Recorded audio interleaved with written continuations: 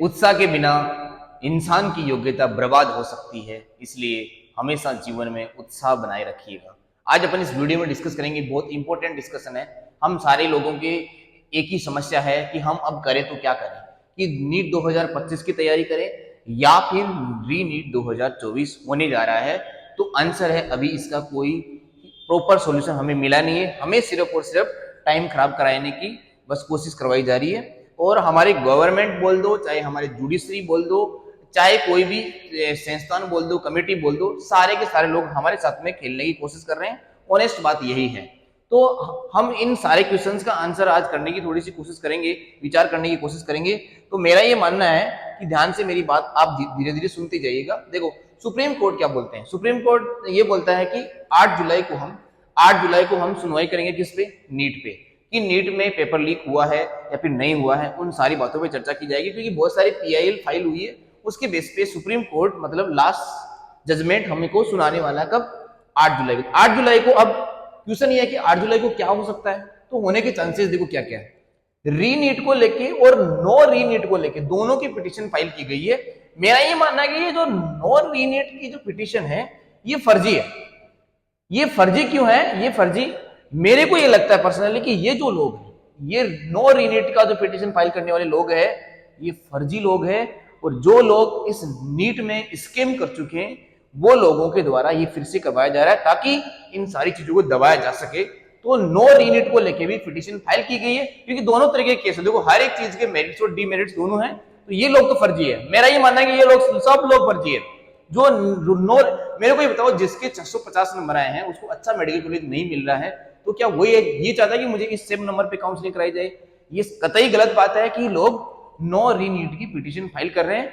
ये जो भी कर रहे हैं उनके या तो नंबर अच्छे नहीं है या फिर वो फर्जीवाड़े से इस नीट में एग्जाम देके बैठे हैं और पास हो गए हैं। तो ये दोनों तरह की पिटीशन फाइल की गई है। अब सुप्रीम कोर्ट क्या बोल सकता है? सुप्रीम कोर्ट या तो नीट का जो रिजल्ट है उसे रीपब्लिश करा सकते हैं, और क्या हो सकता है, या तो री नीट का वो ऑर्डर पास कर सकते हैं, जो कि बहुत ही टाइम टेकन प्रोसेस लेगा। तो सुप्रीम कोर्ट अपने हिसाब से लेगा धीरे धीरे। अब मेरा ये मानना है कि अगर सुप्रीम कोर्ट ये चाहता कि नीट दोबारा से कंडक्ट कराई जाए तो ये डिसीजन सुप्रीम कोर्ट नहीं देते। क्यों नहीं देते? क्योंकि अगर एक बार काउंसलिंग शुरू हो गई तो काउंसलिंग शुरू होने की प्रोसेस को क्यों शुरू किया जा रहा है?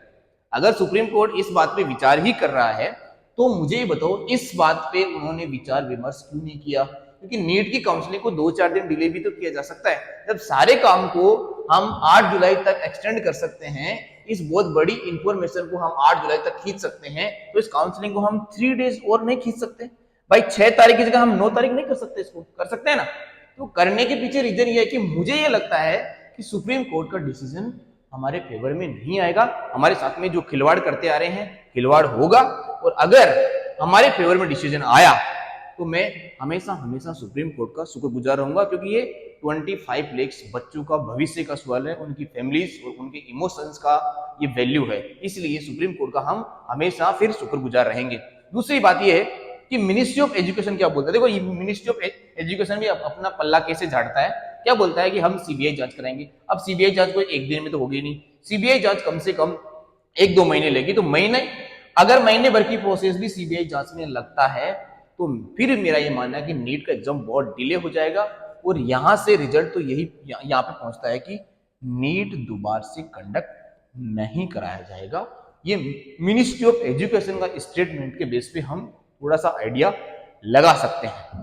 इसलिए हमें क्या प्लानिंग करते रहना चाहिए। देखो, अब मैं तुम्हें ये बोल रहा हूं कि हमारे नीट 2024 में अगर मार्किंग 200 से 350 के बीच आ रहे हैं तो हमारे पास में कोई ऐसी जादू की छड़ी नहीं है कि हम कहाँ पे पहुंच जाए, हम 600 प्लस पहुंच जाए या फिर 650 नंबर हम लेके आ जाए, क्योंकि यहाँ पे भी हमारा स्कोर सेफ नहीं है।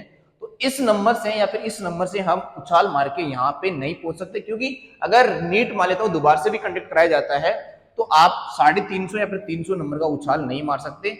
ऐसा कोई ट्रिक नहीं होता है कि 1 महीने में या फिर 1.5 महीने में हम नीट का एग्जाम जहां पे हम 200 नंबर पे थे वहां से हम 600 नंबर पे पहुंच जाए, और जहां पे हम 350 नंबर पे थे वहां पे हम 650 पे पहुंच जाए। ऐसा पॉसिबल, प्रैक्टिकली पॉसिबल नहीं है। सोचने विचारने की बात यह है कि मोटिवेशन यहाँ पे काम नहीं करता है। यहाँ पे सिर्फ और सिर्फ प्रैक्टिकल होकर आपको सोचना पड़ेगा कि आप 300 से 650 नहीं जा सकते। ये बात आपको एक्सेप्ट करनी पड़ेगी। और एक्सेप्ट करने के लिए आपको थोड़ा विचार करना पड़ेगा। इसलिए मेरा ये मानना है कि इस रेंज में अगर आप है और आपने बहुत साल खराब नहीं किए हैं, टाइम ज्यादा खराब नहीं किया है, तो आप नीट 2024 को छोड़ के 2025 पे अपना ध्यान केंद्रित करें। ईमानदारी की बात यही है। इसके अलावा आप मोटिवेट होकर कुछ भी डिसीजन ले सकते हैं जीवन में, लेकिन मेरा ये मानना है कि आप इस पे फोकस करें अगर आप इस रेंज में है तो। और क्या कर सकते हैं, और देखो, अगर नीट 2024 में आपका स्कोर 550 नंबर है, आपको मेडिकल कॉलेज मिलेगा नहीं, ऑल इंडिया कोटा से नहीं मिलेगा, 600 नंबर है तब भी नहीं मिलेगा, और 650 नंबर है तो कुछ स्टेट में यहाँ पे भी कॉलेज नहीं मिल रहा है, 650 नंबर पे भी नहीं मिला, जैसे राजस्थान, हरियाणा, केरला, यूपी, बिहार, इन सब में इस नंबर पे मेडिकल कॉलेज रेयर केस में मिलेगा, बाकी नहीं मिल सकता है। ऐसे चांसेस यहाँ पे बन रहे हैं। इस बार के रिजल्ट के अकॉर्डिंग यहाँ पे मेडिकल कॉलेज हमें नहीं मिल रहा है ऑल इंडिया कोटा के थ्रू। तो हमें फिर करना क्या चाहिए, तो हमें ये करना चाहिए, देखो हमें ये करना चाहिए कि हमें अगर नीट का एग्जाम दोबारा से कंडक्ट कराया जाता है तो हमें क्या क्या करना चाहिए भाई, और अगर नहीं भी करवाया जाता है तो आप इस रेंज में अगर आ रहे हैं, इस रेंज में अगर आप बिलोंग कर रहे हैं, तो मेरा ये मानना है कि आपको इस बात पे ध्यान देना चाहिए कि फुल सिलेबस के टेस्ट अब कितने लगाए जाए। इस बात पे आपको फोकस करना चाहिए, जितना हो सके उतना फुल सिलेबस का टेस्ट दीजिएगा।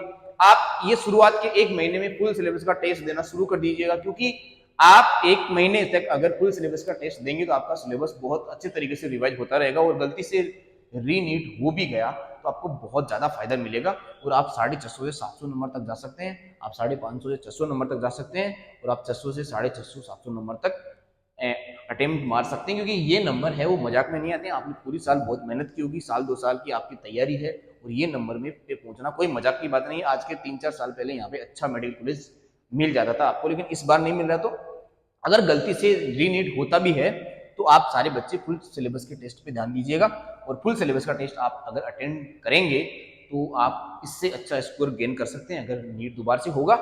और अगर नहीं भी होता है और 2025 में अगर आप नीट अटेम्प्ट करते हैं तो फिर आपका जो 1-1.5 महीना है, क्योंकि अगर एग्जाम का दोबारा से कराने का अगर मान लेता हूँ कि डिसीजन आया भी तो 1-1.5 महीने का ही टाइम मिलेगा, इससे ज्यादा टाइम नहीं मिल सकता। तो आप 1-1.5 महीना खराब क्यों करें, और अगर आप 1-1.5 महीने तक ये वीडियो देखते रहे और टाइम पास करते रहे तो फिर क्या होगा, फिर आपको अगस्त के बाद में सिर्फ और सिर्फ 6-7 महीने मिलेंगे, 6-7 महीने में फिर वही बकवास हो जाएगी। इसलिए आप अपने आप को थोड़ा सा शांति से बैठा के सोचिएगा कि मैं कहाँ स्टैंड करता हूँ और मुझे अब क्या करना चाहिए। लास्ट में बात करते हैं कि अगर बोले कि मुझे अब कुछ भी समझ में नहीं आ रहा, मुझे अब कुछ भी समझ में नहीं आ रहा कि मैं क्या करूं, मेरे 650 नंबर आए, मुझे 500 नंबर आए, मैंने तैयारी करते हुए 2 साल 3 साल हो गए और अब मुझे क्या करना चाहिए। तो मेरा ये मानना है कि जब आपको कुछ समझ में नहीं आ रहा है तो आपके घर वाले या फिर आपके फैमिली में जो भी पढ़ा लिखा इंसान है जो भी बोल रहा है वो करिएगा। मेरा ये मानना है कि आप BA कर लीजिएगा, आप BHMS करिएगा, आप BUMS से मतलब यूनानी कर लीजिएगा, BSc नर्सिंग या फिर BDS जैसे कोर्सेज या फिर वेटनरी जैसे कोर्सेज करके आप अपने जिंदगी को सही ट्रैक पे ला सकते हैं। आप डॉक्टर भी बन सकते हैं और अच्छी खासी आप रेपुटेशन मेंटेन कर सकते हैं, क्योंकि आपको फाइनली जब आप मेडिकल कॉलेज में या फिर किसी भी कॉलेज में एंट्री करेंगे तो आपको रियलिस्टिक फ्यूचर के बारे में आइडियाज लग जाएंगे कि हाँ रियलिस्टिक लाइफ क्या है, MBBS करने के बाद में क्या होता है, क्योंकि किसी भी मेडिकल कॉलेज में जाने के बाद में आपको रियलिटी से वाकिफ हो जाओगे आप। क्योंकि हमारे दिमाग में क्या होता है जब हम नीट की तैयारी करें तो हमारे दिमाग में यही चल रहा होता है कि MBBS के अलावा और हमारे जीवन में कुछ नहीं हो सकता। लेकिन मेरा ये मानना है कि ऐसा कुछ भी नहीं है कि MBBS वाले ही सब कुछ करते हैं, बाकी कोर्सेज वाले भी बहुत कुछ जीवन में कर सकते हैं। अगर आप रियल में 100% दे सकते हैं किसी भी फील्ड में तो आप इन फील्ड में भी जाके कुछ अच्छा कर सकते हैं, ये मेरा मानना है। इसके बाद में बोलते हैं कि अगर हम CUT से जाएं तो CUT से जाके आप अच्छे सेंट्रल यूनिवर्सिटी में एडमिशन ले सकते हैं, आइजर से और नाइजर से जाके भी आप अच्छे कोर्सेज को ज्वाइन कर सकते हैं। DRDO में जाके आप अच्छे साइंटिस्ट बन सकते हैं, केमिकल रिसर्च में जा सकते हैं, मतलब रिसर्च लेवल का यहाँ पे काम कर सकते हैं। लास्ट में हम बात करते हैं कि हमारे को नीट पे या फिर NT पे बिल्कुल भरोसा नहीं रहा, हमारा भरोसा डगमगा रहा है और हमको बहुत टाइम खराब करने का मौका दे दिया है, हमारा बहुत ज्यादा टाइम खराब हो गया है। तो अब हमें इन सबको छोड़ के इंडिया में सबसे साफ सुथरे तरीके से होने वाला एक एग्जाम ये है कि इस पे थोड़ा भरोसा किया जा रहा है, तो UPSC की ट्राई कर सकते हैं क्या। तो इसकी ट्राई करने के लिए भी आपके पास में कम से कम ग्रेजुएशन तो होना चाहिए, तो ग्रेजुएशन सबसे पहले जरूरी है और इसके बाद में आप इसकी तैयारी करते हैं तो ये तैयारी भी अच्छी तैयारी है। आप इंडिया का किसी भी लेवल पे किसी भी मेडिकल इंस्टीट्यूट को या फिर किसी भी इस तरह की चीज़ों को आप अपने हाथ में ले सकते हैं, यहाँ से आप अच्छे क्वालिटी के ऑफिसर बन सकते हैं और इंडिया की दशा और दुर्दशा सुधार सकते हैं। आप देख के आपको लग रहा होगा कि हम लास्ट में, अगर आपके ऊपर नीट का या फिर एमबीबीएस का भूत सवार हो गया है तो फिर लास्ट ऑप्शन ये बचता है, मेरे अकॉर्डिंग ये नहीं होना चाहिए आपका लास्ट ऑप्शन कि आप एमबीबीएस अब्रोड कंट्री से जाके करें और जीवन में बहुत ज़्यादा परेशान हो। तो जीवन में बहुत ज़्यादा परेशानी ना गेन करने के लिए आप बाहर से एमबीबीएस प्लीज़ ना करें। और यहाँ पे ही कोई ऐसे कोर्सेज जो हमने पीछे डिस्कस किए, इनमें से कोई भी कोर्सेज करके आप अच्छी क्वालिटी की लाइफ सेट कर सकते हैं। यहाँ पे जाके टाइम मनी दोनों खराब होगा और आपको जीवन में ज़्यादा कुछ नहीं मिलेगा। मैं कुछ 1% लोगों की बात नहीं कर रहा, मैं बहुत मेजोरिटी लोगों की बात कर रहा हूँ कि हम एक एवरेज फैमिली से अगर बिलोंग करते हैं और हम ये सोचते हैं कि हम बाहर जाके एमबीबीएस करके डॉक्टर बन जाएंगे, तो आंसर है बहुत अच्छी क्वालिटी के डॉक्टर नहीं बन पाएंगे और जीवन में हम आप संघर्ष की राह पे हमेशा चलते चले जाएंगे और जीवन में आप कभी सुखी नहीं रहेंगे। तो मेरा ये मानना है कि डिसीजन का वेट करिएगा, लेकिन डिसीजन के साथ साथ में अपने आप को एक साइड में कॉर्नर में बैठा के ये भी पूछिएगा कि मैं कहाँ पे स्टैंड करता हूँ और कहाँ पे स्टैंड कर रहा हूँ, तो मुझे अब इस स्टेज पे मुझे अब क्या करना चाहिए। ये सारी चीज़ें आप जरूर विचार करिएगा और अपने आप को थोड़ा सा पेशेंस में रखिएगा, धैर्य रखिएगा, सब कुछ सही होगा। ऊपर वाला भी हमारे साथ में है, हमारे घर वाले हमारे साथ में है, हमारे टीचर लोग हमारे साथ में है, क्योंकि रियलिटी का हम सबको पता है।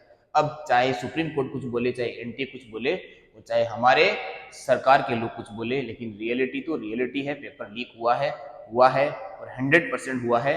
नहीं, ऐसा स्कीम आज तक हमने देखा नहीं है। हाँ, ये नहीं बोल सकते एनटीए वाले कि हमने पिछले सालों में बहुत अच्छे साफ सुथरे तरीके से एग्जाम कराया, तो आंसर है नहीं करवाया है। हर बार एग्जाम पे सवाल खड़े हुए हैं, लेकिन एनटीए ने हमारे सारे जवाबों को, सारे सवालों को दबाया है और फिर से वही काम करने जा रहा है। मुझे समझ में नहीं आ रहा कि ये सरकार हमारे भविष्य के साथ में और हमारी फैमिलीज के साथ में, हमारे फ्यूचर डॉक्टर्स के साथ में ऐसा क्यों करने जा रही है, क्यों एक रियल स्टैंड नहीं लिया जा रहा इस गवर्नमेंट से। तो ये थोड़ा सा सोचने का विषय है। आप भी विचार करिएगा, आप भावी नागरिक है और सोच समझ के अपने जीवन में डिसीजन लीजिएगा और वेट करिएगा कि हाँ, सुप्रीम कोर्ट जो है, माननीय सुप्रीम कोर्ट हमें 8 जुलाई को क्या संदेशा देता है, उसका जरूर हमें इंतजार रहेगा। लेकिन तब तक जो भी न्यूज मिले उस पर रिएक्ट जरूर करिएगा, अपने डॉक्यूमेंट्स तैयार कर लीजिएगा। अगर आपकी काउंसलिंग करवानी है तो उस पर विचार करिएगा, और नहीं करवानी है तो मुझे जीवन में आगे क्या करना है इस पर भी हम जरूर विचार करते रहेंगे। ओके, थैंक यू, जय हिंद।